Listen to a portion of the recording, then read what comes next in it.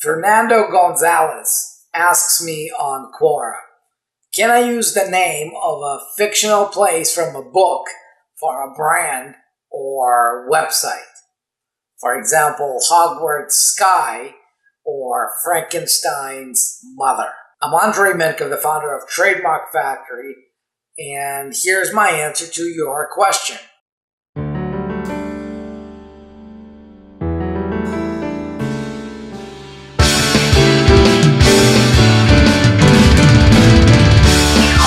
This is really gray area because in the normal situation, the answer is yes, you can. But in the long run, it really depends on how famous those other brands are, those names are, how many people know about them, and how likely is it that the owner of that IP in those books, that they will be able to prove that you're gaining an unfair advantage by creating the perception that you're somehow linked to or authorized by them. So with Hogwarts, really what's going to happen is their argument would be that by having a product or a service or a website where you're selling something under the brand Hogwarts, you are trying to build a mental link in the market's mind between your products and services, or even yourself, and J.K. Rowling and her agents and the film studio and all of that. And they would have a pretty good case there because they're so well known that anybody who visits your website would know exactly what you're trying to accomplish with that. With more obscure works and books and movies, it becomes less of an issue because copyright is very different from a trademark. Copyright protects the content itself, like the book, the story, the video, the film, whereas trademarks protect short phrases, short names, maybe images, in connection with specific products and services. So it's not about the actual word. You don't own the word when you trademark the word. You don't own the phrase when you trademark the phrase.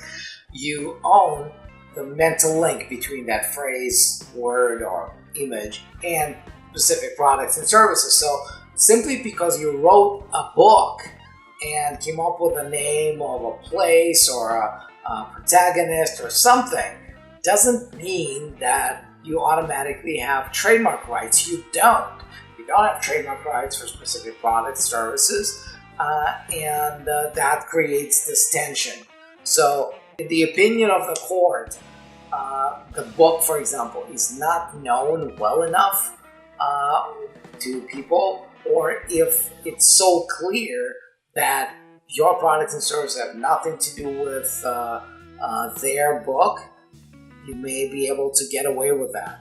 But think about this. Here's another angle to this.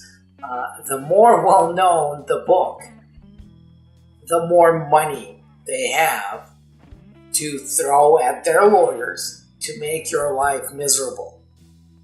So whatever advantages you think you may get by calling your product one way or the other would probably be destroyed by them hiring an army of lawyers to go after you and make sure that not only you stop using that name, but you also pay them a hefty amount of money.